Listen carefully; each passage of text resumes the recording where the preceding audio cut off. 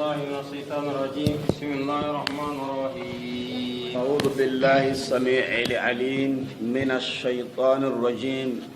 من همزه ونفخه ونفثه.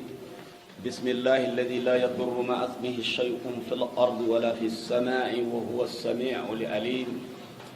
اللهم ربنا علمنا ما ينفعنا وانفعنا بما علمتنا وزدنا علما. وسنقصن تنبلن بسيكونا يوم الأربعاء ربان كوتا نانجمو سينين أو جينيدو كمونا غتيتان غتيدو هيلو يلي سوغان دي كومن بريغوين نانجري مكة نالي مدينة سينين قصو كابو يلي سنقصن نانجمو دلانغمو كو جاتينغا سيني وجنو هيلي تنبلي أروباني قصو كرغاندي أو كمان مي أكرغو. نسأل الله سبحانه وتعالى أن يزيدنا علما وفهما وأن يلحقنا بعباده الصالحين. نعم. سورة ياسين. تفسير سورة ياسين. ياسيني أوجل لي سورة قيمة نونجي داكو قيمة القرآن كتنجو القرآن سوني الله سبحانه وتعالى دالني aswam bana lakinni fasahun ta ko kere to ngasoro nyogono dangani ulama nongi bangandini awagelle kan ngangani nati qalbul qur'an nanti qur'ana asondome fasahun ta ko gabe ngara qur'ana mu man suwa sene tauhid nyakam unto sura ni ke be gonto sene tauhid kam tasoro yugona kere ti qissa nu nyogono yi soro yugona kere ti kitu nyogono yi kunta kitene soro tanam kutendi fasangun tawodo faida bega do kun qisan do kun kitu do kun ngaya no kun ga kitene sora bedi ina kun faida nun saku ken sora kama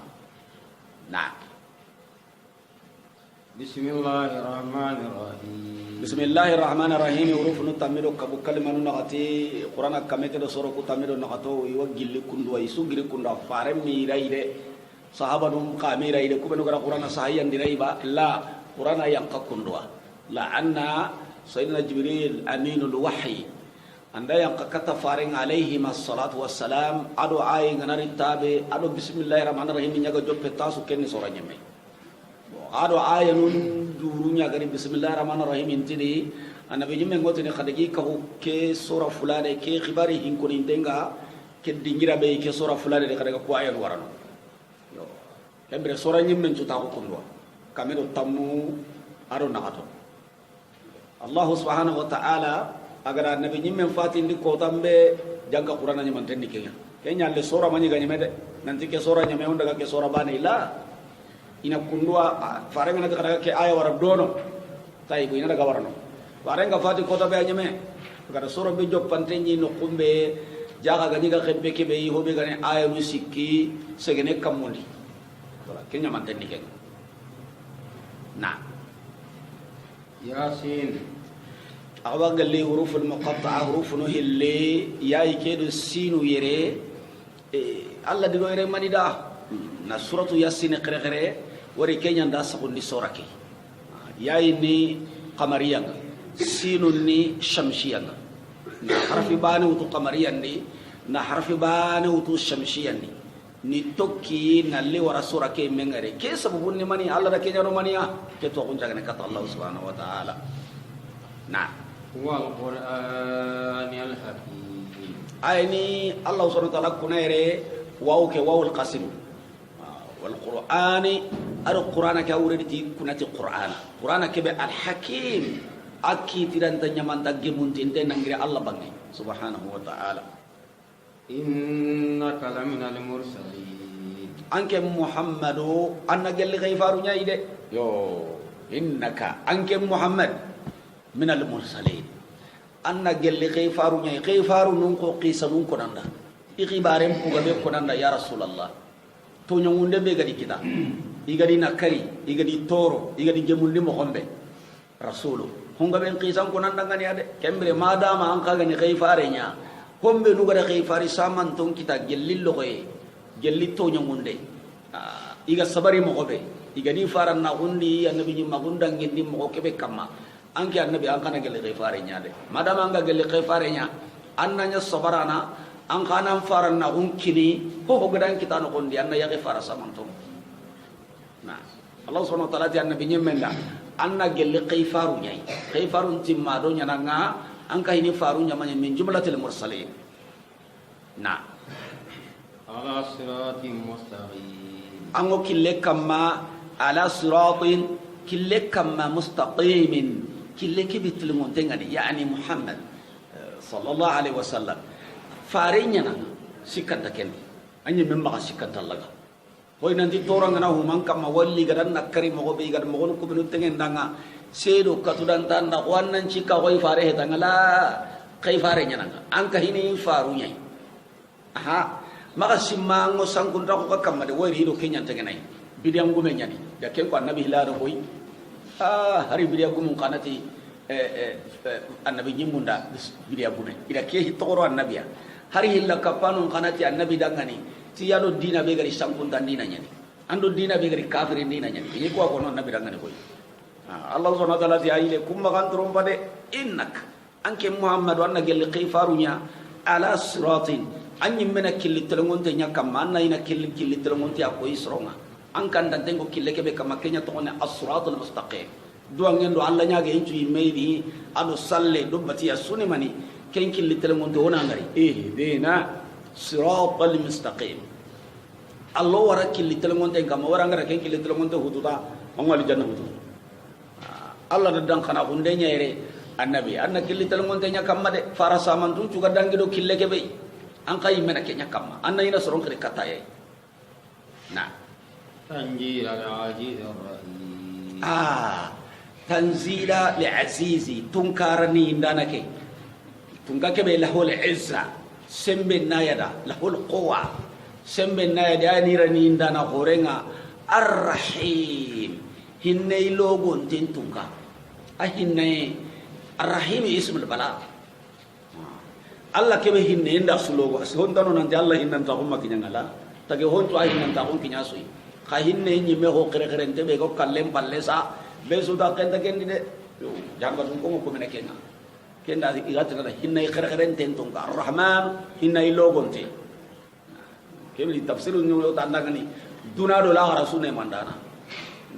Allah subhanahu wa ta'ala ti qur'ana keni yang kahoi nangiri Allah kebe gane al aziz kebe sudah ngani ninda nang kore Allah kebe gane arrahim hinna kere-kere tungkanya ni inna tani buru komenga kutana ni sagonya nalla ko senda bari kesu kamantine man kutan nah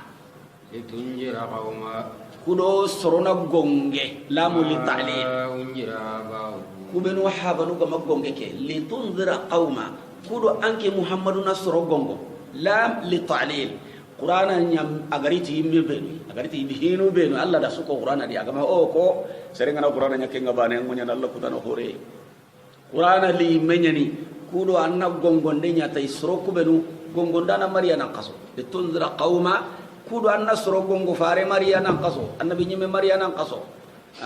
kitabe marian kiya na wutu gelle annabi allah ismail alayhi salam nalla waranke muhammadu ku warabunu fare masamiya makkan ko ko ma unjira ba'uhum fa hum ghafilun kubenu fa banu ga magonge iba banu di kisbanu annabi nyime do fare maria fa hum ghafiluna imungun tendi de so nun konnati ikrimun tendi bakka ya kalembo gundenga itage imendi alla gadi tagati haju bayni riti dunadi imme be kanne maga imun gaide yo wari ghaflu ado nisyanu intakille hobe ya angatu ampaju ngai ha angamulla me angamungune anyi na ko nyana ma angu sarato ko sakana mungai anki le ngara wari kendita walla sere ngara cuma diken ngata no utua yo o katage imme be kanne maga kawaki o katage imme be kanne maga o ma khalaqtul jinna wal insa illa liya'budun o tage bati nya kanne maga o ganari duradi yere mungu e ngunyana farundo annabi nyimmulini no gogo no simmandi no hakkare nyankando tage mendi annabi nyimmundo faru ngana hamarini berangana lato seytane na gollito khonna undo hasda kunga ana dinan chankindi ana fitana utuna kine adamare munnunga haramare munnunna daga da batte wasimani khanani ana yi khonne nyani Allah na sage annabi nyimmulletini inari haramare mun cimmandi daima ati kusro alli na kusoro gongol qur'ana yimenya li tunzira qauma ma unzira aba'uhum anna soro gongo kuti qur'ana ke kubenu fa banu samanton di kisma samanto ima gonge annabi nyemme maria kitabe maria imungunten ni hakre mungunten ni tagi men itagi men kadi tiganya nalli dinam fatam panci dangane ko na لقد حق القول على أكثرهم ati sehe ngajabi ho gaben kamade kanje sankunta hunje kamane ngada tila amla anna jahannam ke wajabi ho gaben ngada ala aktharihum iho gabe gabe sehe digame ngajabi kamma game ngajabi ho gabe ya setan wasanga nati kunga ni barandi ni hakkalem borondi ni sondo mum bonondi inta dungene tomui inta dungene allah kalle inta dungene faren kalle kunta tongondi ne Allah subhanahu wa ta'ala kun ka kanta tongondi jana ballo en che nga de bintenga honga be gabe kamma kunta tongondi ne angara tongombere ku ngamo gondambe sudi seran kelle hado suda gari i menu kiti sokondengo sere sui angara tongo ke ago bani andi hay hadere no nyate fa indi tan annabi nyimmu nda su boke kundwa annabi nyimmu Allah ga diriti annabi nyimmu ndo kay faru ga bange no kusu anna nyina gelli ga bange ido serebe no ka hundenga ni birende andi gara menyo andi go jota kudo sigida mayo angi kamau angi urewo besuni tunu jikku shirgumea besuni tunu duntengea besuni tunu tomote iji kungali ngona sura ido sere suka birne mekama na utu iga nabange odo alla billi khiga alla mpikodo ido hada manke tanna meke tendi akoy besu kilengi kama iji kisakuntengi kama ti tongunta undi duntenga undi jikku shirguma kunga kyan jigi gati annabi nyimme kada salih yamanin konta da maniya an kende kunta fina marjuwa anturngi an ka ke oji ken ka kenya an nyoda jikinta nokoi marjuwa an ken ka ke nyodi jikinta nokoi lemunu be no kilengi kamma nanti warni nya kumbane serenya na manui an ken hali anji kahini kunyi kangara lambi magalla kende bana mbaka kunni ida annabi nyimme tuani annabi nyum mbane ba la ho ga tongondi talla na annabi nyum kille mudu kundwa anya ga nyatu wana ngada dina mudu ngada tauhid mudu kunta marjuwa fi ahlika anyi sere jikinte andaga mo gondo wangale hala qabula ando allah bi billa ga bangene ando allah bi ga bange ko da so ande hade kabo kene alle ho ga allah munda e wanni kunda ga jalle man ni da khonne anni ando sere be no ga bo allah subhanahu wa ta'ala ta annabi nyum menda kayfare nyana innaka la minal mursalin anna killi telngon den ka kam kenci kam ma to sere e wa qur'ana ri men kana nan gongo ndita ya sere ma ti wa barashiro ran kane ke gelli allah subhanahu wa ta'ala kata fasda bima tu'mar nyamaru ngokin ngati ho ya bo nyamaru ndabari qur'an kam ma ho ma ka sikan kane e wori ando ke be gari kenya ni o farun tu dayalli ayne kille be ga sere kinyana arjanna siratal mustaqim e wa nyamaru nyimme hakkini tenna ngalli anna sorongongo kono ngongene anga golli burado jikku burado bremo ko brebe kamma alla gama dunay aganta monda anke laga surun taadi il faut na gakken katanga nangongo tubi anna ke wara alla tamonda farulli menyani ke qur'ana yang kay menyani ke haramar mo ko hinni sembe ko ini lengi ini sembe ko ini ko daru gam ko ngadi sembe ko imobe sendo katuda ngida no kusuyi diga imedi sehega mugini dina konne ga no aganta Allah bi munda idina limiti nyara ga diga munga na hakal lay tunga nyugo goro yi jamanu ndi kunna khutba nyimme sahana i menani khutba prepare ne imamu na maga dangi kendi adiga men na maga dangi kusewodi na khutba mun bane sa na sanqa si ho na ken khutba gara ikulli mu iga iso munga ayu beno di kan khutba takini ko ida ga killu bonon tondo i garanta ngalla kuto unga hadisu no beno di to hun killu beno di kuntaro no kun khutba no karamare mem mo nyaay qur'ana gamari kenda ariya litunzira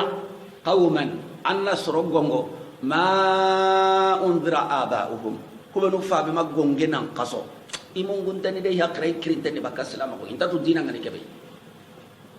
na لقد حق القول على أكثرهم فهم لا يؤمنون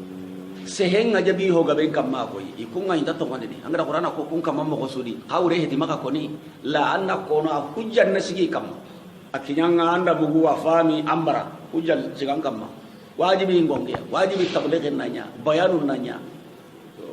jahannaba lo inga waje bi ko bani ko to gondini إنا جعلنا في أعناقهم أغلالا Allah subhanahu wa ta'ala to nyangondi kun kannundi awlala qarunu sitindi moko be gadi kharu suni kan kannade ol lu kenya ni kharu oda sitindi moko bre ken sitindi moko nyanyang ya jahannama di de وهي إلى الأذقان فهم مقمحون kharu ke moko koni tenyo wa hayke ken sitindi moko awakati i kannunga na karsi i ngollonga i kitundi tanu na su sitindi doggame mokmahona i munguruginto Allah ndamure hayini Allah ntakara hayini Allah ndampalle hayini Allah subhanahu wa ta'ala na kenya ko jahannama dunge Allah gana kita wasitini mokoy la yusiqu wathaqahu ahad Allah gani tunga be hinne hinna na gore nyani ga maka karana nyi hilla kape kamade maka karana nyi jahannama ro gollen kamade Allah hinnan tahu ghafurur rahim kenga nam marasa lutfullahi wa hulumillah Allah mo ta unda no ka unga nam marasa nga sago Allah kutana ati ganan kita jahannama wan siti mo hoyi indang konnen kina ngaduna di Allah ta sidini kullu la yuthiqu wathaqahu ahad la yu'adhibu 'adhabahu ahad ko jahannama lemme nyangan katana mo gobe hari yanke do sirebe hammingo gillinan chagu mangan kiten kinyi akan ne maka inda kina ngaduna de Allah ta kende banne nah Allah subhanahu wa ta'ala do kanu di do ide sere maka sa ko Allah so gani koyi وجعلنا من بين أيديهم صدا kembe nyangondi kun kannundi kharunga sitindi mo bre ni dogga ni kocha o nyangondi kun kamanu kane min bayni aidihim ikane kudi kunna tongu ngari na dina ngari na utunan sagai saddan tekado sadda angada boten teke na dangiran teke hombe ganyi dangini no aramara bunya kille gani jinya dangira gani fobe dangi kille gani no kombe angada teke da aramara men ka fami yongo dangini ti no be na lampa khalendi na lancondo men jahannaba dungen dan no Allah da fereme atoronga diga meke bukude qur'ana ay so abu ay merawa karna ana khara na nya khara munda nan nyimme khajana ba dunge nya na fami en daruna sondo men gadang ni tino ko be nan lo sondo men do hakre daga agaro kendi ta na mutuwa nan chai yani ulama anunti sondo men sondo mbure dun ko nura gantalla khalle mutum ko be aga gullana na hicha kenga go lenko ngati khibane mani ndaro ay lenko ngati oda aga ngunyini mani surantaro ewa kebe ga sondo be munyin tengani kawande ngana hana kenga go meresake ago me girti bangi su awara kana warni namalai ho horanta hutudu bakkai ay me kanta gullan na hicha bakkabi Allah subhanahu wa ta'ala te onyondi min bayni aydihim i jommena yani kane bangi saddan oda tekade lay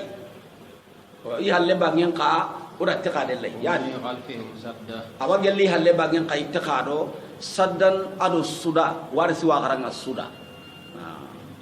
qira'atani sahihatani فأقصيناهم odi kufari odi haqqilun kufari ni sondomu kufari وهم لا يبصرون ko ngai tangarni ya ko kufari tenni angara horo ya ken kane bane kebe ga barta ro ke halle ya ken lan ta ken Allah sondo ntorum pinki sondo nyaagom pinki sondo mengo ho ngalla ti karabe aga ho mu kuti karabe na go kitti ti karasu sondo menga Allah subhanahu wa ta'ala to da kencu atere mbere ikunga intangarni ko yi ndato ngalla tawhirin ki angara beri ya mo ko kenya na ko i kamunde anati odi nya anteli sanun khaide odi nya anteli sanu nyai unanya hakrenya dunam pinki anda nyome yi daga odi kenya na ulama nun ko madunga haklan ko ta ko anga to unanti kari akhara hakren ko tenni kenya le ya do ko to karanga ni le ta hakle kya ko tenni iku tuanu nyogo duri madunga kenga iti hada mare mengo hammiti hisui awakengo نعم الله كمان شندو منتخي حقري سورة ووتو بدليل أدري اللي بوتشيني يعني كبي قصوغا جمي خدا كبي كم خر لما هونا مدارس نونا خدا خر لنونا aga konto ho turu maka kunyi mesuga seda da nanta do ko tonte ne me hakre nya hoten menti hobe galle ngara bakentu abakentu ango sine qasuta be hillo nyana anga sere kharamu dina le fatiha na quratu ha jungana kinye hijabu be kun ko tigilmi galamanta nyungundo bito ilisi kyawira kana parce que ha junya niya ha junna kinye kairi ko tigulu mu galamanta kuyi ha junya ga kinya na daga ta ko ini podara awasu tikiti karama yo am pa jungan to hobe ita on ta kentu naranga na mo manya da Allah subhanahu wa ta'ala to odi kane texe ni halle texe ikundo limanu naga la barashi nyanai limanu takini ni sondo men والسواء عليهم Allah subhanahu wa ta'ala ta sunyero tenni kama أنذرتهم أم لم تنذرهم لا يؤمنون andi gongo ammi gongo inta tumondini ora Allah gara kiba ko to be ko kunno sasa kamane nya gadan freme nan sondo men texe nan kane texe nan palle texe tamma nyanta ko ngakenya ga sabatan kamana ngire Allah bangi gongo de to hoso ngen na as-sawa'un alaihim anyoron tenni kamandi gongo ammi gongo anna serenya mu ko ay gana igana jahannama ki baren ko golli buru nyangen tu gaden ko ni mu ko antaro jahannama iba sere banen tam ke ka banga jahannama to kenta to gondi niyo aga do jahannama ay sere bane anta sere bane kane ngana la garam pinko yogo tinanda tanta sere bane kane kemma tu asondo memma ribane fam Allah subhanahu wa ta'ala kun kamanuta to gondi ni abada إنما تنذر من تبع الذكر sereyang gongene taba dhikra serebe ga tukke do kawandenga nanya do qur'ana battenga serebe ga qur'ana sufini ke anda koi alla gani makan kuton ko nanti awagelli na hedun do ko burum makan kutonga inta wajinde mulla inta karange mulla dinan diga ben ke anda ken kota anda imbe nyaro sokenga wa angere taguman chobure hay silami be anda wajinde mulla silami kanta kawande mulla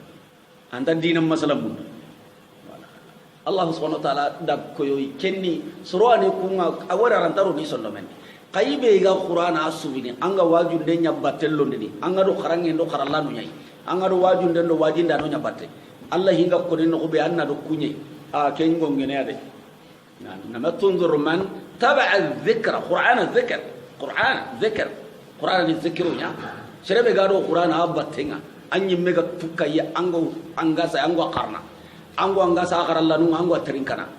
ango nyaada qaranga non da tuanon batte adiga mu angi buku annahu kitaboy annahu tubaniya haraka nyana koda yo qaridi digame way ay way kenna na anna uduna kenna sababu anna rudina ndi mangan karana to akam Allah subhanahu wa ta'ala ti soronya ngongene na hiburu nyangengara humbe no qur'ana trinkana de ya tabi tabu dhikra kubenu gambati do qur'ana kabandenga na وخشي الرحمن بالغيب anani kun kamanu wa khashya kun kanu Allah yede wa khashya ar-rahmana akaman kanu tun kan nema logon teke bil ghaibi tuqena amba ne ganu kunde sire ya gen tangando sire fe ando sire kabunde aga simene nanti Allah ya genya Allah be gadi kabaki aga dake golle haram aga dake nyammo ko haramu iya ike ngalla jonyadi ana ko sa hiburen to ono ana hi kabanten to ono ana hi haramun den to ono wangara ke ngara Allah ko mo gaben qisandi hadis sunundi qur'ana tafsir nundi ko mo gabe inari ma Allah kutenga khina to ono walla kapalle manna shimmandita Allah dum kenya nana to ono ngadi qur'ana na kunya na hana anda qur'ana kara ko batadina Allahu akbar andro ngallabi ono nyado to umbate ona nyado kawandu batte ona nyado qur'ana batte qur'ana seresu ko qur'ana terinkana agan torondi awanna hana humbe ganta terinkana walla anta terinkande mulla wara Allah ko kum kabanoni dunali la yastati'una as-sam'a tamani kum magan Allah hinderinka nan to kango Allah hinderinka na ho warnon tondo men da warnon paklenda wanna hana Allah subhanahu wa ta'ala ti kunya na ho sirno kunya do Allah kuto do golli burube no gana kinya Allah yi aga kafarne di bashirhum kun kamanu nyagalindi وبشروا بمغفرة وأجر كريم hinu hillalla di la hinu mutu kebe ganta Allah do sogini kun kamanu nyagalindi ti yampai ngai ki Allah wa yampana kum maka ido junubu no benu Allah kuto gun dari ini kafari dangani ina tuga do khoren kini atuga do sire kengena al janna إنا نحن نحيي الموتى Allah subhanahu wa ta'ala ti ike Allah yana karahurun wullini inna nahanu nuhuyi keni li ana digamana ke qima urgen ta hunya koyni li tashrif li mutakallim diga mana ke khima urugen tawo inna oku nahanu oku damairi isna asha kamera suni tamudo hilloy خمسة للمخاطب وخمسة للغائب واثنان للمتكلم الله غادي سواري تيري كن دينغران غبن قاني إن نحن إني عمباني إني أنا مفرد جمعنا نحن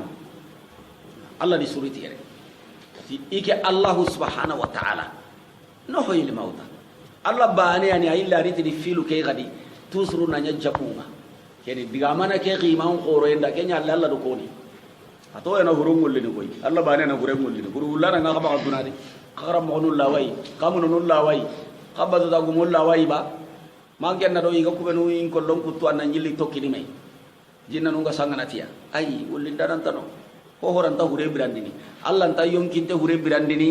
Allah ta itte hure birandini jamaru hure Allah ta birandini itte be gana kara Allah ta birandini sokke be ndakara ka kullan ta birandini ili hunche garanta birandini nakane bagadi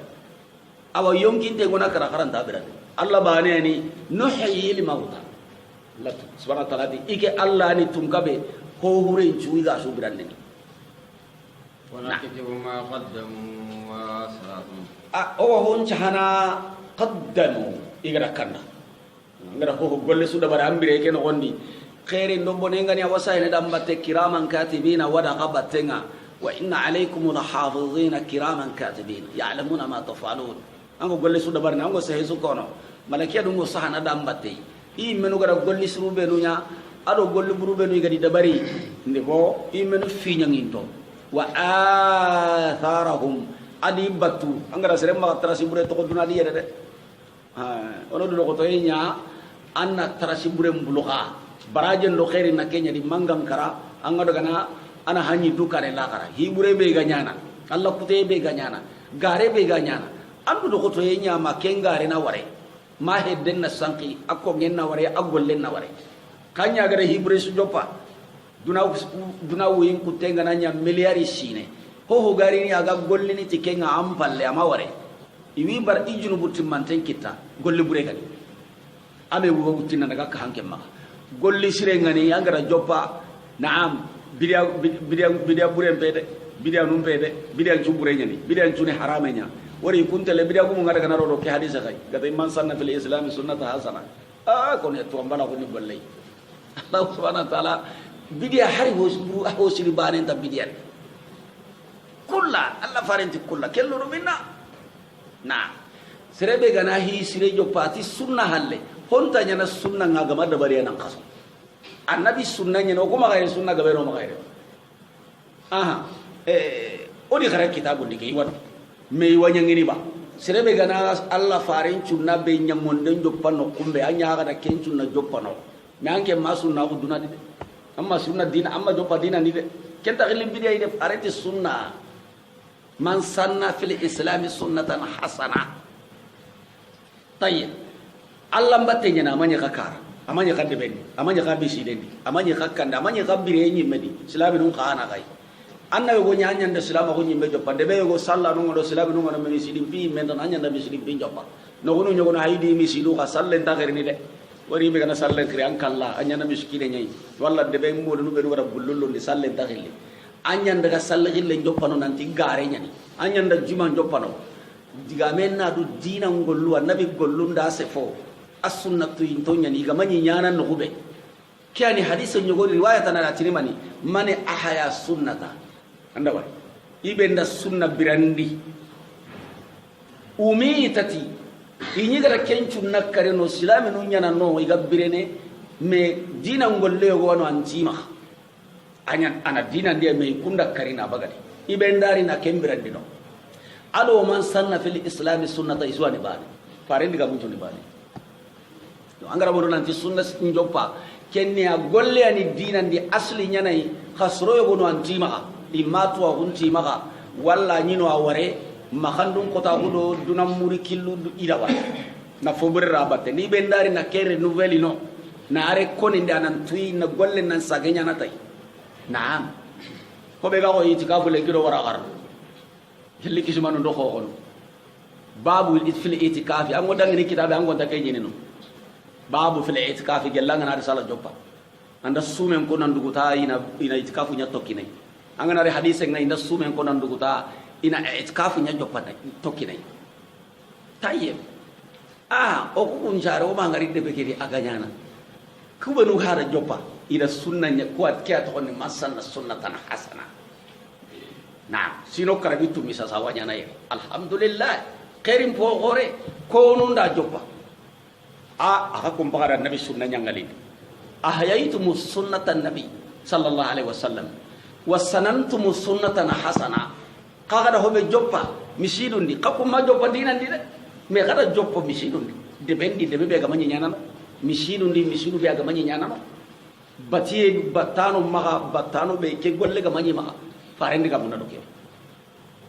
idan serebe ga na kontine a halle kakunjo panda no kabaraje ngara sirsuga tokka yiti kafu ngana kontine tokkina ikundu lakke ngoni asu baraje ngo sayne wi baraje kita ame ngawutunu na leka haka kumaka jalli anga dan khallenya ti allah ide ma jadi to mure wari namale amalu binniyat ananya ti allah ananya ti allah mbattenya anna golle ki ganya ni mo gondi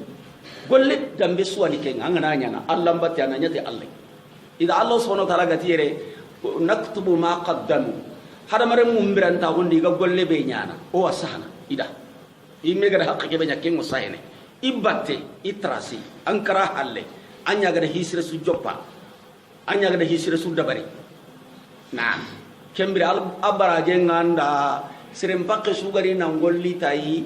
kun kabaraje nganda ke warna hillande ya nabi alayhi salatu wassalam ada kon nanti alla killen ngara tabate su to atharu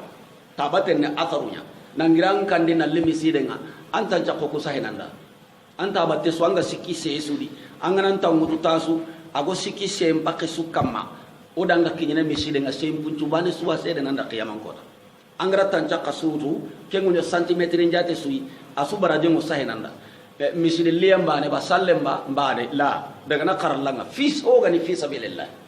ho gani allam pinya ga dangirindi nan daga sumpu sonne andangirindi nan daga jangran tan kunyinde andangirindi nan daga anga giriti ho ya allam batte nya gani baraje ngokki tadi angoro tamuta su tadi kencurona wa azarahu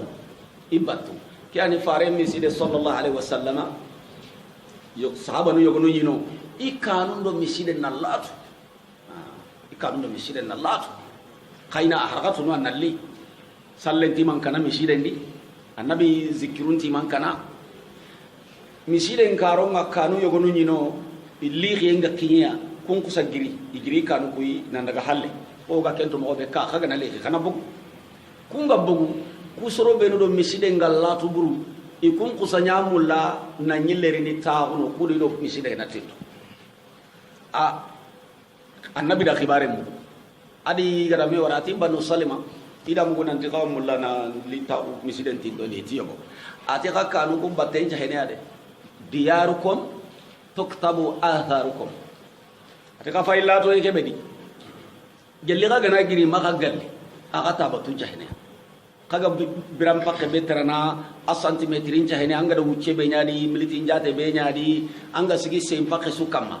tayebu ida ganda nyoga ele meki mi sogoro nyaki takoy hoda muguna no maglo batendi to ki batendi fota na nyirini igo sahaba kebe ga hadith ko atiba wari sirasudo miside ngallatu na baga ka hari kincigan tawaye kiyengo tewo mullenga nyamo ko ndambe sudi urondo kiyan tamankede ate ko tayo ko sahinna itara ngani ya akhi anga na hare ko bono law ishtaraita himara anga na hare ko bono urumbite ke kende anna sura irini ado kine nguro ngana kinye seke tengani anna sutu hare ke daga na lini misidan ni ati kenta ke mullaw igena mullay ga tereneri ni tabatuku barajen nan jahida itan chakanuku adi ga sikki sebe ida ko faare nda Allah subhanahu wa ta'ala di Allah nabi nyimenta dangane Allah na kencu sahala ndawari o harni misiden di serebe kangal ando misiden ganti ta serebe ayam bunga baraje anken gannin ke ka ke halle anga tampille tanca qawtu ambilla ke jinge galla khage o gari misiden di tasu nandaga Allah mbinya woritini anga hongo ni ngati ketta cakampakke andam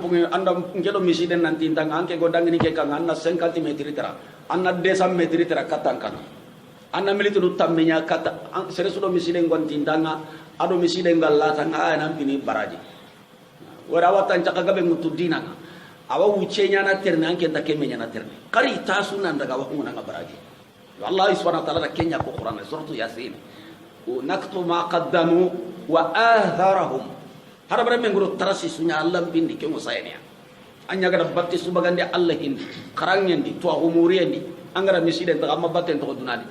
angara gara Allah dabari amma batten to dunadi angara sadaqatun jariyah mugo ilmu yuntafa unta sune atharunya ke suna wa atharahum ko yanken khoni anda tarasi yogo to dunadi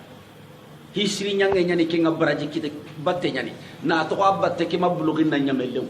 kyanci ke fahanu nganari nanti ibe gana hubusinde nya Allah killeni nanti nda ku kompo wara lillahi mukunun na mwiri magalo ayetuwa kem palasin ta khobene haraga na kare na nguru ya ta khobene daga ga kara ho kutuba kadina gaga kudo na kutte cirondi tay wallahi iyogo ayogo na babu gelli be gara siyar Allah kille ho gani mahabusu nya fi sabilillah anda gaga haraga na khaswa kena faqih kumen gatinanda iwa wayubawu farasul hubusi yukilab serebe gana si daba hubusi fi sabilillah si ke jangirun dambe ndaraga arantaka sina hangani ke arantaka kinni wati na turi wullu ngatte awadda banu laga diga turni kengana silla ga antaka nyana sina haga ni ke arantaka kenyana kembira daga kana gaga shintuwado ko kumpa dunga ajon ko ke amma kana illa rono sidi walla kutu kube nugano kara waruno kuncoro gondi hono kenganya ko madama kudo akaman tarasike makasanki igatanta gagene wara akamanda tarasi go da bari fi sabilillah tarasike makasanki makabuluge na to amabuluge abaraje ngana donc ken islami non me hasana on me hasida ko nan kusanya anke ngana tarasike be to fi sabilillah ngona hera nyana sanki di karama ambaraje nan kudi kaya gana kenda bari kaya baraje nan kudi Allah wa kaman baraje jahannam asika ko masin maka ha baraje kelenya kudo abada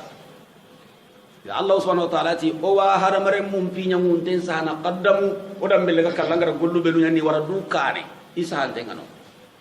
ankara halle angara batu belu to kampalle Allah subhanahu wa ta'ala ti kullu shay ho o da sultanga hasu al ihsa najaten taka sikono karagono nyerwono barke kai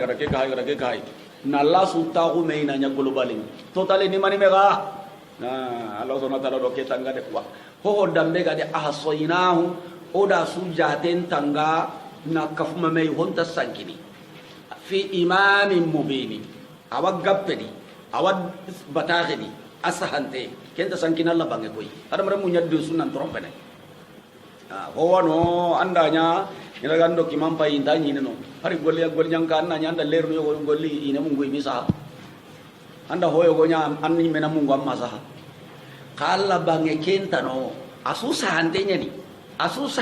ni asu jatentenya ni trompe enta di nanto trompe kada sagai den ke kalle ke kenta hungu june yara kamo segi abagandi ina sage jate ngawe na tanda to munya ko trompe ata hanan kenta Allah bange kenta no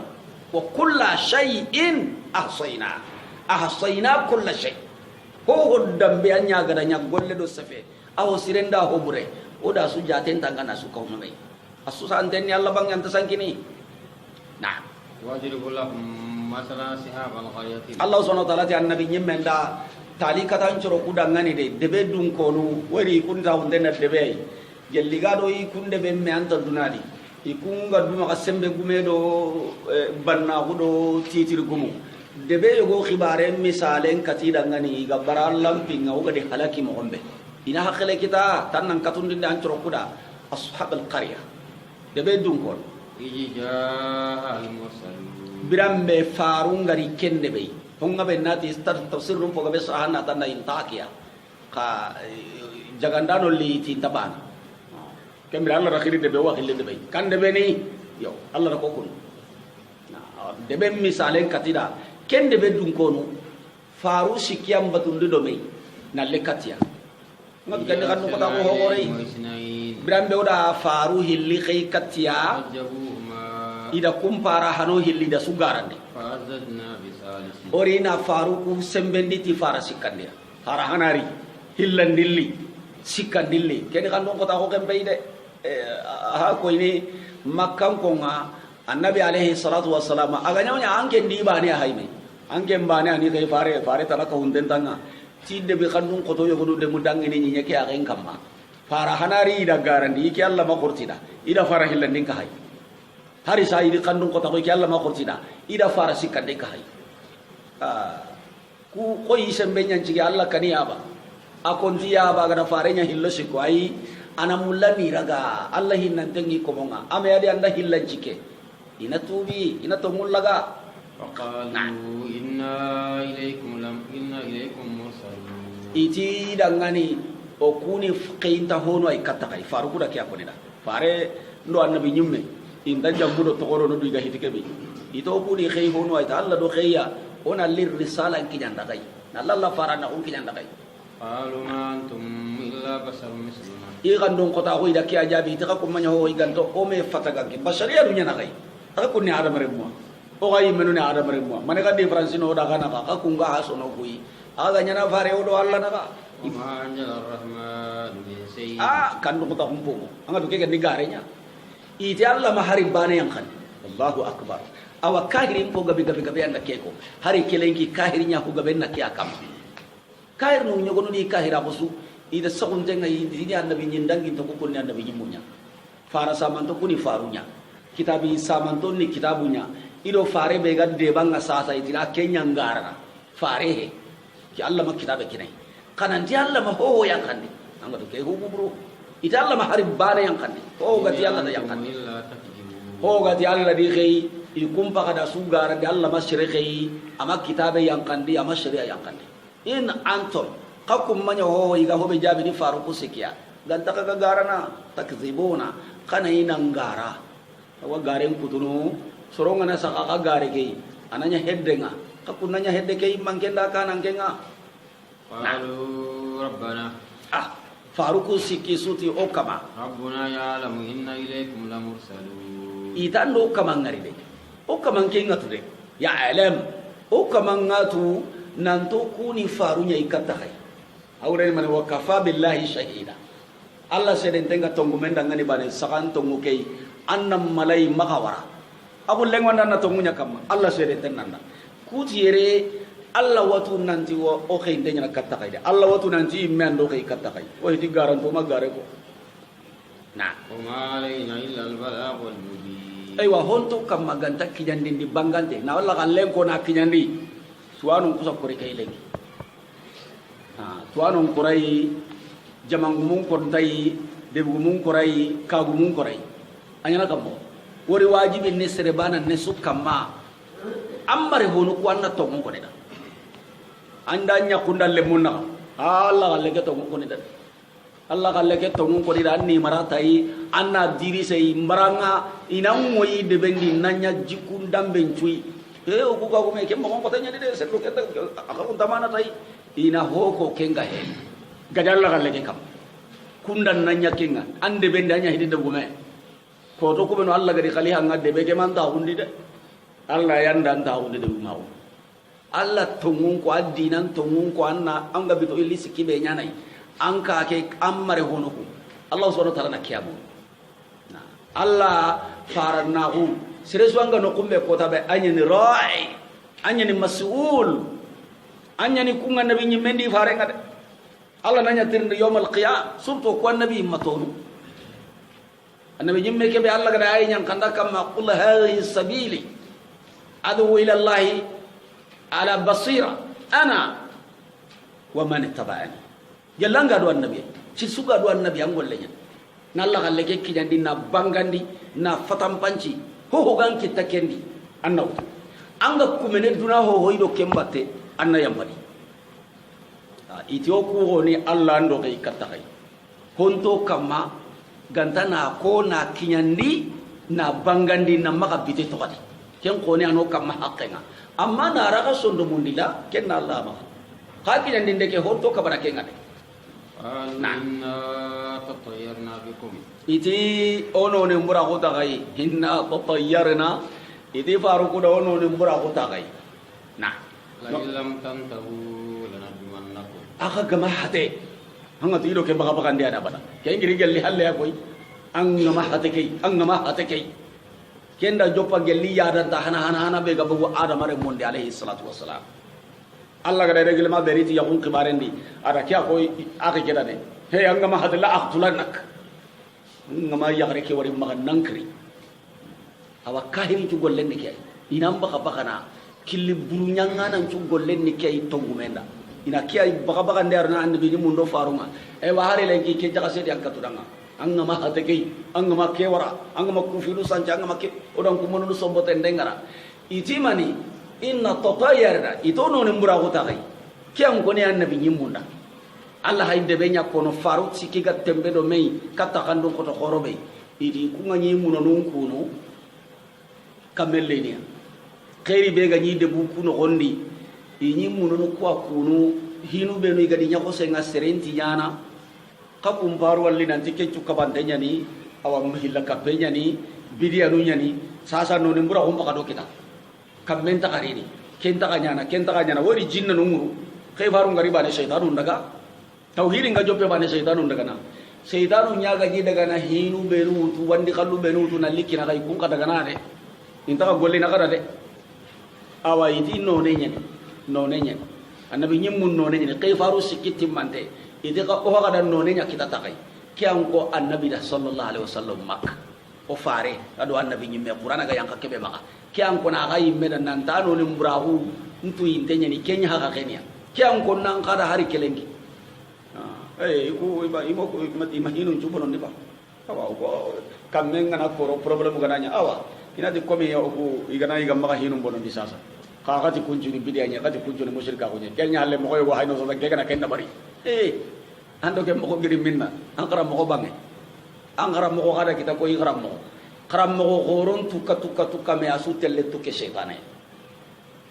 na kaina dia wagel kunju ga wore kenya halle gan nge kada wala hoyim ma sa ngana sa wala ngana wara kamundi anta kawana anda mani kahirin golle sa gei aga kamelli dini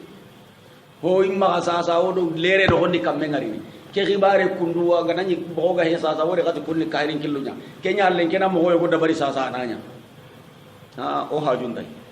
andu tauhidin do la farin tunanya gari no kusu ku kahiri saman to ga diga mu benu konan nabi nyim mundo dina gumunda hari lenki yang konanda hari kumbane maduna gangiri yang kondo to munde suda tere suka to ko faru ko kallenya kamma iga diga mu benu la kanju benu tupania angaro ku benu ga sasa ina kulla kanju no tupana wa iti faru ko dangane odan nonen kita takai khairi be gani kita no de bundi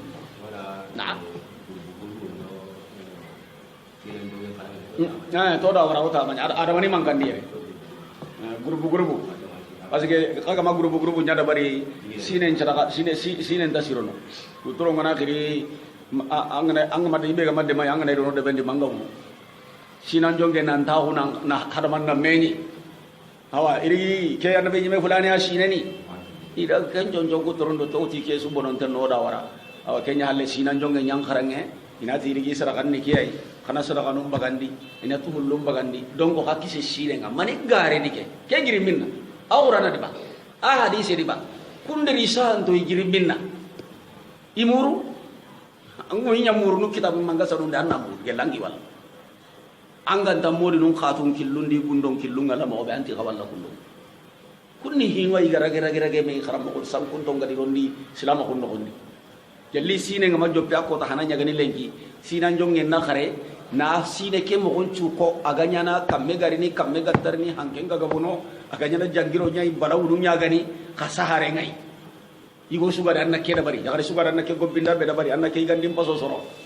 awa ikunye menu na fino kurtu kata kada na sankis kada sine garanti ade ti kuga wore de bumbon de bunchirwa alhamdulillah la illam tantahu de bunchirwa lanarjumannakum wa la yamassannakum minna ajabun alim ida ke ko annabi nyimmu kuda de soro sikiti kaga ma hateke ke tauhid nanti allah bane nan to kudan ko killu banya kaga ma hatai lanarjumannakum mu ga da kabunu rajim bununde nangulla kenyan cikaga ta ko dingira no mane mai qur'ana da dingira ngabe wa ulama no ku wa tafsir ni qor madama ko take gane bununde la narjumannakum rajimun nyimeni mani nangulla nambunu kembere gullan qani hilloy nangulla ti gulla ke be sugatu na giden no ko cendo don ko tengutu na gulla nangulla na kutandi ramu yuli cimari ni ke mawalla nambunu ti laqna wari annabi llahi laula rahatuka nabi llahi salihani la rajamunaka wari no ngana ga tafsir ngana ulama no yono ti tiya an qabila ke gahi an qabila ke gahi laula rahatuka la rajamnaka gahi mo nyam bunnuti gide nga nangulla manga kara hillandi no kuti ayi o nyankana wari ya qabila ke igati laula rahatuka inta do qabila serebe do gatto gondi dabatte wara qabila humbe do gatto gondi dabatte ido kunju kahina nabe nyimme nyayo ko no nyane kunyi kan qabila ke sorobe do gamatto gondi kundo kahir no ko ana kara woro gana an qabila mbonondi sasa sorobe do kahino wa godi bonondi rajumuni hille nanka na lakin chagon ko nan do nan bonondi nan sabate ko gana ro ke ga odo serebe do ga parti an fami joro am pa banu am pa batu nan wodi ila la rajumnaka aka gama hatake una ka sigindi naka gulla maka gankara kenga ne rajimu yakinde nguna jeni angan kawakka labo kebe mona hakka nura kensa kon kona kana kaga ma hatake yayi gogorin pati Allah kallenya ide wala yamassannakum minna ajabun alim mona ka meme wala yamassannakum magada ka meme yamassanna fil mudari أتكلم من هو كمارة على الفتح لاتصاله بنون التوكيد يا مسنا ولا يا مسنكم مس كيغنا مدارونga agaile na fataha ngutu paske nunu tawkidi sakili ngari tokai ma gada khameme mane wona khameme ne nangiro ku yadi de andagile do tara de ona golle saka yangang kata bure sawa dina gumu ngang kaw hobe kono golle buru nyangano ndo Allah kutano ndo filla kapano ndo munafiqin ndo huden ndo nasana ndo bidia gumunda dina gumu nyang kawa sene tike kaga na serebe wari aga Allah kute yana kana jizi ndai nan fufu ndai annabi da kiyako mar'a minkum munkaran falyughayyir angara serengari batram pinya na junubun tahi gare ang mare kitenga kamanna fufu ndai na baka na kanundi ngana ngari keme nyana le gidanga lamma ke golle war amma ke diga mera kesondi amma tambugo kedi dina ko mo nyanka wado marandano nan kawa na ke ko Allah kutano ndo kafir ndo illa kapano ndo garan tonda ina war dina ko mo nyagolle ni kay kunya hagada kenya dina ko mo la illam tantahu aga gama haqiqakum baru kama ke diga mera kesondi ti Allah banem bati to bana karo wagelle ona ga gidu ngara yang kata nakat kita nangiroi kenya kata burene adiginte alimun iwa garana qalu ta'irukum ma'akum iti kan onem bra unka hina kay menoi tora sugari ada ka kita ti kay menoi ta'irukum nonem bra hu be ga daga kita ka ganyi khairi be ga nyaka ma ga manke bala unu be nu ga madde mu ka kita na iga sagirini agira ga imme de kala kutendo ka jikku bra ma ko ga barallam binga kenya ni in jokertum in zokertum koy ndaka kawandi ngadu kaba ko hore ne ge annabi nyimu ko kaba kiyade koy ndaka kawandi serebe ga dan kawandi nanti kanallai serebe ga dan kawandi ati Allah batu serebe ga dan kawandi nan tan nan ke manya de keni munu batenye serebe ga tan dan ke golle do ke diga be ni kafirin golle nya serebe ga tan dan andan ke ni bidiya nya wara baraje ndanda antini kenya dangane amba kana kenya baka agati ni kana kunya baga iga mahateke kana kunya kabana na kawandi ndanon kaba bali antum wa musrifun ayaga ko gambrandanga no nyana kai antum kaku soro ana kai musrifun musrif gambrandanga na sirbe ga incu bonondi al israf kenni bonondi ndenya sirbe ga bonondi ndi naka handi ho ango dangi ndi hakken anda bonondi ite kaku ni bonondi ndano nyana gambrandanga no nyana kai de na min aqsal madinati rajul yasya ati sereri nangri debe ken no kulatenga aga terne alla da ko kundu asere hadise annabi ba to ko khay tariku no sharhuno kunya na to golleti nati habibun najjar iga hobe ko na qisandi ita ken ka yogonun ci tan nakate sine jangiro goy aga jara pateke awa jarna ake faru kurinte debe ya kenya hila dingem adi ga jamu ida ga rame kunyita annabi nyamu nu golle ni dinam bi nyaw awa dina gume su golle nan kawanya na kenya ida ga rame kunyita ida da'wa katallai ida dinam bi mballai adi hamra dai be gi kei kenni ke jangiro hulane mi ke do jangiro ana me sa tan na de sini ga jara ama jare iti antongon di nalla nyaga dan angken tini anne jara Allah ta sere jaran andini nalla nyaga dan gelle hari jaran di ango tibane tuaga yi watte be jara kiliya bendari i gellanyi teke dan kille ke burega he jaran de nyani baraje ngandadi harangaran tu kadon ko igan tu kana baraje ngandadi gella daga tengani kamma ka tengan jaran de sere bendari ka kilian kalisindo wati tirin namma kan ngudure aka mantirin di hana islami nyani surtout asuwatu kenkille mo inte ngamma gellanyi mega to Allah kute sababu do setan bi ay bendari ti yobo kille ke imma ay tengi ma alhamdulillah itian Allah gada to akon kininga ngararo ho hi khawni Allah di do sahaba gemoni pinta kinni kahiriya islami nyana ngam na pagana di islami ke heti ke awange pinta kinni kahiri agani toron ko to tubi ang matubel ngai te toron dina gumun golle nyike qissatul qulabi ndangi kama ila dina mballa yadi watenya balli ta tubi ni inalla nyaga kun Allah ta jaran de an tubi inalla nyaga da Allah na jaran atubi inalla nyaga watenja aken to ngondi kharanta kon ari de bendi yar ta kono de yo faruku do dawanga me ido debu mundo tunga nyugundo de benjamanga kinyemma palashi aketa iha di baga wa kembranda ngano do yadan tontu iganati wakke be nyana nga Allah nan kisini ayina nyana nga de kem mu'mina hum pukunta na ko mu'mina ali fir'aun igari keda nanti ntelmo musa i palashi nyogo yaraganta ka munyina ga bugu sellanga ke sirega da mugun nanti faruku soro wadde bendi wakke dinam pikoyni ido tunga nyugun kinye kenni boy atanjelli ati ayin coro ati kabati do faruma wari diga menya na ko ini nanti serena ke partiel amar gelagati ittabi'ul mursalina kada warado faru ko kallenga de donc jaman cu haga da hama akenga ti faru donc ato gondi tiya ittabi'u la yas'alukum ajra ente kyani sahaba yori agari tubi ari inte umaru gara wara umaru kenya ngenya kahirin na liti hajunga farenga ay kenda umaru ko makon fiati kenga ina soronya walla dambate agari aga sigi ati aina rasulullah kenna ni gelli gara faina umaru da parangenya na soron parange ke battaran jere hayri ga kala soron nan daga dayde hayri ni farenya bang soronga approche ni soron aga kinya ati aina rasulullah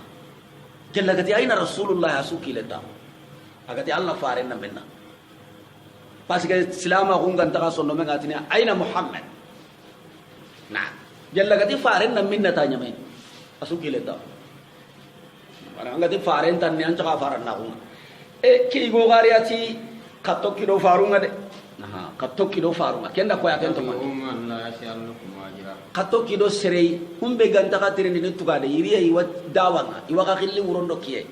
iwi gollenga ima tugade tirenda kai kadaga do kumbatte de kunni tongu munya de ikun ka kandan to nyana gati wa hommo taduna ikunni kandan to nyai wi tanan kandana yani serengan khilli katta golle nanta sirenni na jakki nan nyonto katai ay menta nyana anna ko sikana kenya asere be gati nan dangani salli on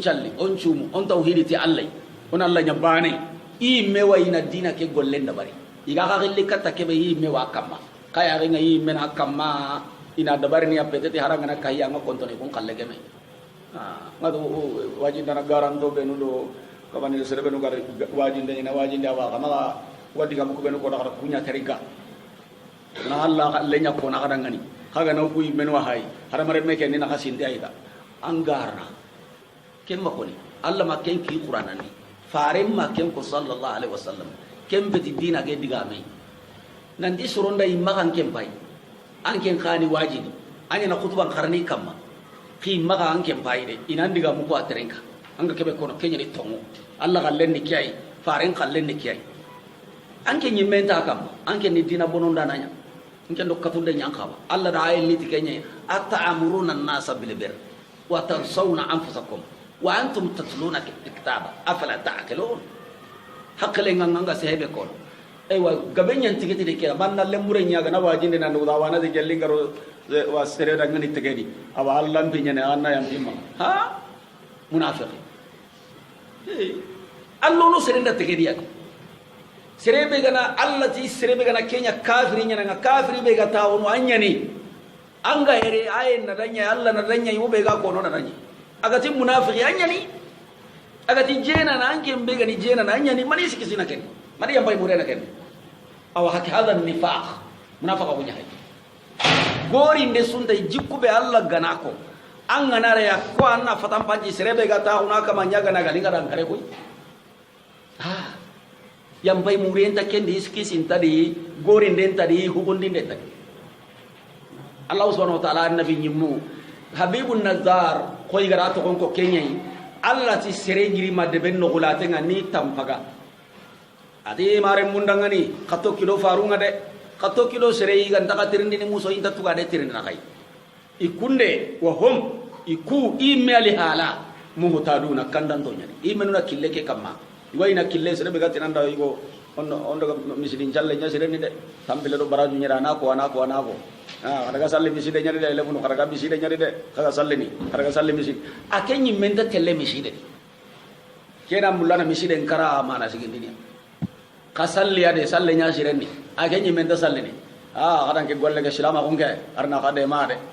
ka hay akenyi menda ron la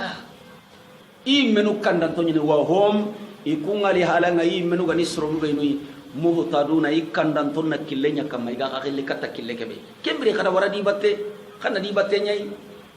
na mali ala abdulji fatara ite kembere anken dan kudi kam mo no donc anken to ngondi anken ka huntan ni ay dinande ati mane kana ken ka ban aku galle munafiq unta dinandi boy shirenyo go hay hari sa annani tauhidi kir sunna lingada ana wutu da khabate kawai da ngana lampe kawtu karama ngar nanga haranga magu saji nyira mukurondi irame hede anda lampi kimu to aran condo mendi ta ngar nanga wari amballo hoya karama igo kita angkana tauhid gumu gwadi angka oda ngorosi mena anda sunna gumu ije ana ko ko sikai lambure nanta sikai daira na kusa hoki daga ni kudo kana sagia nan titi ati manina kenka bana umali la a'budu alladhi man nindangani mani kanya ninda mani nin kabana ngan tatun kambata na bana batu namma ho tana batu kantu fatarani tungka be garin taga Allah yang dinta Allah be garin taga sage in kanya na katta ya yusuf kallana daga ya jonni mani nin kabana ngan takembata afarun garin ngan tatongon ni ti ana waradi batte ati kada kenya simma kenya nike ito gondia koy igena di batte nya ide igera kebe koy sakai attabi min duni alihati ara killemuni ati khoyi khani nyamarene attakhidhu khoyi innal lagandi Allah tananga bati hoy na ho batu Allah ye yuridini rahman tauhidi ngo golle be jani kama ngamanya de pourta ke bugu dina ke bugu sasa na lo dina atube abadal ka tauhidi mina sondo mendi ati khoyi na ho tanabatu Allah in yuridini rahman bidur Allah kebe ne manga taga honchu kama aga na murunde nyatinke ti torai la tughni anni safat sayya kan jonde la tahari bani na hana bakinga wala yumkin iran dai ninkisi irin tinkisi ati gana hobatu Allah gana tora mundu tinga andin jangiran iran tin jahana iran tin jahande ni andin kuma iran tin kono agana nyangam katane iran tinkisi inni jannati zalimu bi kembren ke wasam ko da bangante ngano ko jaga sankunta ko bangante nyai serebe ga hobata Allah ga he sankunto nyogon wano isankunte nga mukendi isankunta ko nga mukendi khaybe ga dalla tananke mbatuke ke sankunta ko na khuraynya mubin ngana hobatu Allah anga hobataran tan haruna nga aranda tora kinya nga anken nan chankuta koy kembere yike kananya sankunta ko di koy khamo ko ade hade wagan tan digame ori kumba ku jabata imiti batta bane de ihai hasana ni defa nanti gare he kenya ni tongu annabi nyimu ko kalle nyani gare ati ige gada nya kenga ana nyin chang kunya sang kunta wodi aho bangante nanti sangkite nyani inni amantu bi rabbikum fasma'u ay wati galli kaga mamu go har saka ma tu nanti to gondi kenya umur bal kata bi akoy ati inke to gondi de ta kabanga inni amantu bi rabbikum kakkaman ko ko sukamangani alla kebe inke to gondi tay abane ani lemmen tamaga illa din tamaga kapal lemman tay yakken tay fasma'u kadin terinka ati kadin diga mun terinka de kadin mude na yawdul jannata anga duke ara tamelli ada mu'mina no kiyan khawa asa ko battendi na hadam bance cukkoni da ti diminna be gani ke ga farugo ko imungudo ko ga ida farugo won khibare ngara wari tunka nyigundo kanan ko isul ramundi hondo haklalla ni baniya hibe ganari de bendi jamandi surhananu be dugaro ina mullana hobre nyaka kunyai jamake kutenna kanu ina afe gaf serenta karo frawna da kiani korto ndano ni kari jamake ya ringa serenta na makaro musa dinan habibun najar iti daraga na saundi ti jamake entera dita abane ay ke bane alli abane alli dinan ini wari da taho jana faru na saundi jamake entera di harama ke ando ngodo marita nanu kudu honum bagandi do lakkando halle ko fantange itera dia nan do modo mari nakri bari man daga wakile jaman na akundu na faru ko tongundi na lampin tongundi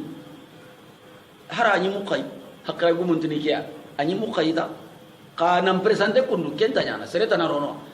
rono kigara ken kari ki karamo ko bure beri berandi asuna ka devan tulemanu hara man nan do modo madi ande bendi anya kundalle mundang kabila na kariyan ko do honum buguti halle do kane na te hetonni lehra Allahu akbar yawdul jannata Allah subhanahu wa ta'ala ti ayon kinga bako ta dan lo ari janna itada ngani lo ari janna wari shairin pure hobe gari riwaya sahat tenga kiyani nanti shairin pure hinu karagi Allah da kenya shairin pure nda kenna shairin pure mbane ada anta annabi nyimme da anta kai bare da na fare alayhi salatu wassalam ati shairin pure ngana kara anda tunuti kara ay megade duwalla na duwalla minna arjanna no ho gani shahidin pure be kara gajalla kay ngani de gajangen no gondi komban no gondi komba wadangi ni kedange de bencu nan cetanga nan domo ho ga kara gajangen no gonyadi angana tunu tankara anna du tunu an cede nan nyonki ngar janna bani ati ke annabi gana fati itina inna muhammad qadimat annabi nyime suba kara ado kay fare itina ke annabi nyime hulana kara ati me alla to makati shaydi burun kara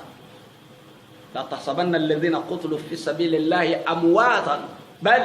ahya'un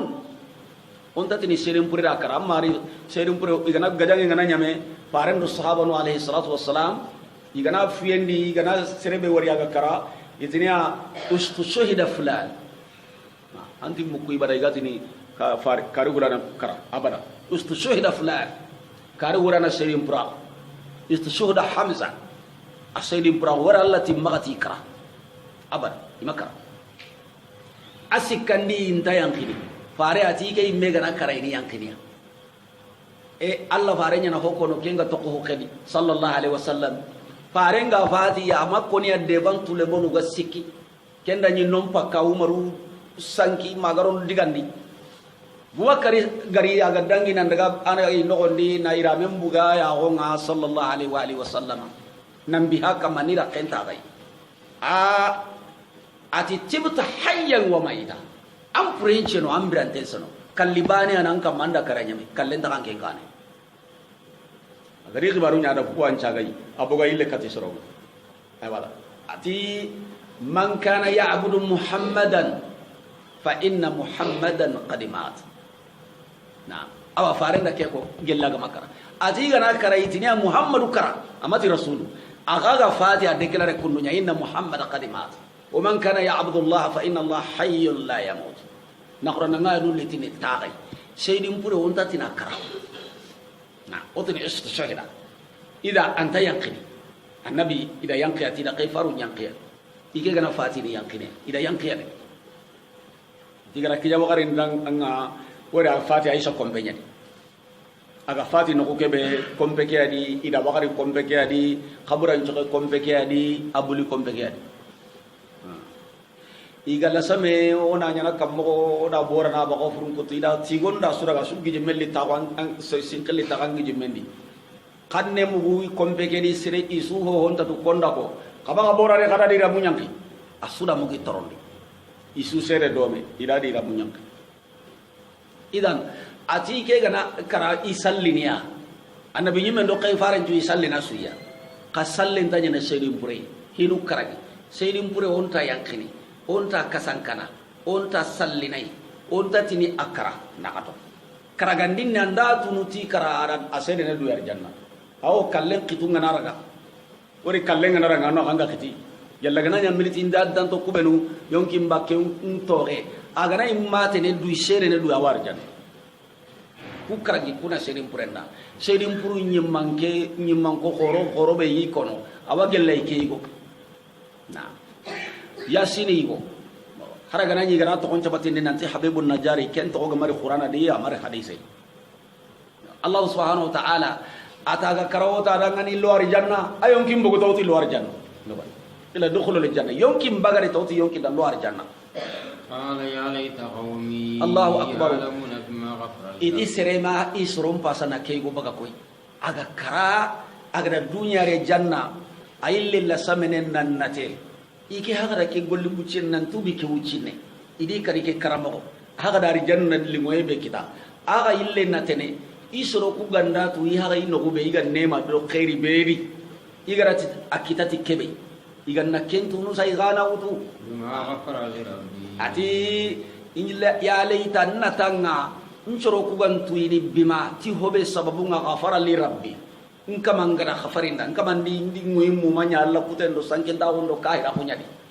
kala hakari na nyampi makati wucine tubu wucine golle waja'ala min al-mukramin aga di nyagge lidron to ngokomo benu go dorne ti arjanna doron ta onda khairinga njoro ku ganna kentu no sasa dahingi gana nya gana tubim palle keda nata ho gore nya isro ndangani wama anjalna ala qaumihi min ba'dihi Allah subhanahu wa ta'ala ti keigo kundo o ma yang khande nya soron kamma wari hada Allah ko mo gore nyakari karamo ko bre ato ori agal ligi kella ina kureliti ina debe ke momo ko ma kure yang kandide ma anzal no ma yang kandide ala qaumihi asron kamma min jonde gelli kure min badi hakal lem palle min jonde gelli kure kengo girdo kammunga ma kunna munji aye o ma nya yang kandide na Allah te amajare na kure girindi makka mundi dalli do kus debe dun kono halaki tira kenya Allah ko mo sirenga ama kureri me baga inta kureri tini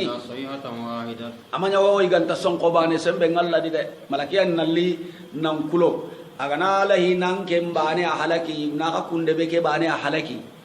malakiyan ngunari nan kulo kadde be ke haqqe be gan kawa halaki ne kembane ana muku o gade ammo muku amu kala jamane be haqqe ngani agamullah kulo kanne ke malakiyan ngana kharu e ke gan kawa na duna suwakara sogonu bane duna suwakare ne ayun kinten suwakalla abati mando ay te suwakene nakara malakiyan qaru tabane yoga Allah gana gari yake na siram pakke be kari kakunya namo kutun tamu Allah subhanahu wa ta'ala malakiyan nyari tenan le qaru de benga fajahum khalidun anda ganyi huru it khamde aslini mani imbe qorel imbe ngay angana wutu naru jinde aga kara so ni ngonti sinyam binne on takatini imbe qorel fotini sinyam binne ite hadamare men ni hadamare men nyange anyange ni yonki ngari hadamare men na nyanguda anyange ni na yonki to kadi anyango yake ana telengondi ni hari Allah subhanahu wa ta'ala ya Allah ganati hobe mbara aga ko kumbera kende kaga kono ina nyango inchu tenga kai kango karaba na nyame ka karaba na nyasi nyam binenga khamiduna ifrunga saqaiti kham kenni Allah gada hobe nya adigan konga na nya sugo diga konga gati anganariya ango simani biranto nyani ikunga itu suntongi kurungun kabonga mangorni serenga tu sinte ori hanke ke gaddangi ni adigan konga nan duguta sugo diga konga malaki ango khari angorni serenga ga kurun atu sinte anna simana yonki nyana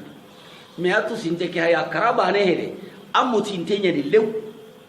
ango kata ita ndai khenne nan kiyenyi nga kenda nya buruje lew aguru janta nya mantenya ada huwa al-khams akara yonkin tadi kembane la amutin tanya mantenya hai kangana ramu wanya ne amakare antina ko serenya di birante ngadi kanguna kata ibane awaw kenne nyi ngande kine nyi ngakeda nya susang atanda ga debe kenya serenju fure yonkin tidi timala kian qaru tabane ya hasratan ya rabbi Allah subhanahu wa ta'ala ti ya nimisi enja wallahi nimisi ho gore serebe tauhidin garanga ki dunari surtout Allah annabi nyimu farusi kitembende do mei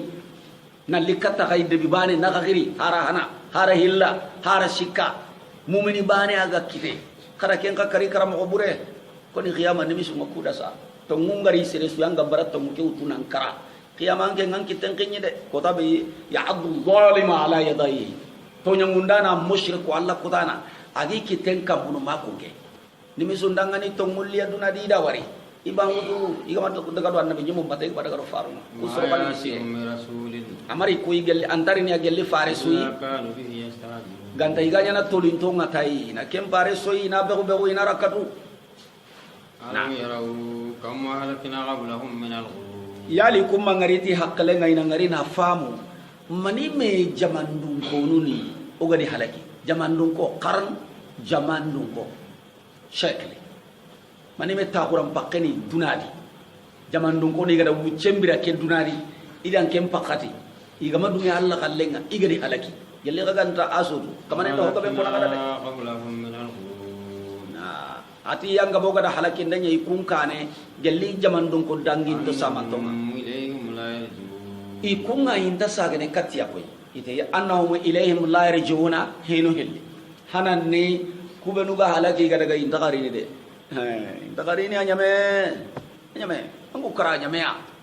anda warang mana joro anggar gatunga angkalu beru gaire angkalu nyani de anya kunna ere anya kunya ni haranga sangko gantang kibare anna burunya angkompo angkallenya gani ho angkallenya sirabe gam palle wi gardini hari sirabe gana anto ko nyenye watini kare atene de hango karaba ni gata karaba na anyame ini takandini antakari ini sereka karanta kariri surtout Allah gara serebe du karam ko nyani halakiya kunta gasagene katta dunay khadi bada na hillandini wa annahum yallangana hillandi katta biranto ko ilayhim la yarjiuna kunta sagene bakalla kutendo kafira hondo hilla kapendo Allah ko senga na kusoro dangi ndo hay soro benu gara ke golle me nyaka kane Allah di halakiya Allah di halaki mo gonko nakada humbenu gara galuti soro golle me nyana loti sorong ka halaki mo be akona kada umbenu gani hillan kahini hilla kapana saman to ga halaki mo be hobenu ga Allah kutem paso sukamma sere saman to be gani khaskane ke golle ga khasamai tordon ko ta guda ngani ga bara Allah di halaki mo ko nakada wa qad tabayyana lahum wa qad tabayyana lakum oda bangani na fatam panci kada ma fa'alina bihim wa ko hobe nyangi Allah tiga hobe nya saman to nga ima to ko kada hukadi da ko nakada kembre ka kesu kam inda sagane inda hayni ni kati kun qisa kedi yale halanga ikunna nya sagano ibaka inanti baba mago ka kita kya gada kun kita iti qawiye maddangi sirebe go an kane an moda battenga ware gumbandi akenje to an kaille walladi nanya nan te mago sering an kane anya ringai ariya ware gumbandi padam ade mer rasidu anken kura guri an kari an ngaran aywa wakan lepai ke Allah subhanahu wa ta'ala ti kubenu daga dangi nan qaso i kunta ayille ne katta dunai ya la ka kun ka kori hayni ni katiya ala ke be gadi kita do golle be kana ken golle gori i galle ke men maka kita na wa in kullun lamma jami'u ladaina mudarun bani sugari ke inire awre ni ma kumbenu gada nyamanga na ma kenya khatandenga bani suntano ganta suga di hokka humantei iga hadar ni ke Allah jommena wa in kullu awreni bani suntano ma kullu wahid bani suntano ganta suga ni ko humen kota ango kahini jama kei ango hadar ni ke Allah jondi qiyama serenta to ko halle serenta mangkin antanya na sere halle kentano na wa ayatul lahum yono nanya tawkili nanti ko mukhaffafa ke nanta mananya ni tawkili bimana wa inna kaga nanya kenga labudda anna kullu kenya fatahani wa inna kulla wari nonu ke gananya musaddada kenya na kita wa inna kulla kunta no mari tidike wa inna kulla lama jami'u ladaina muhdarun asuni ka hume hoy ike alla jondi asuga hadarni nan to qiyamah beranga tanya na sire halle wa ayatun lahum Allah taala tikaba ko ngidangani ya ardul maita awrani lahum alamatun bayyina taguman cabangan tengi makai kitten kam maduna kenya ko tendi igan kawanan tongondi bil ba'th ti wulle ngai maana a'udzu billahi minasyaitonir rajim bismillahirrahmanirrahim a'udzu billahi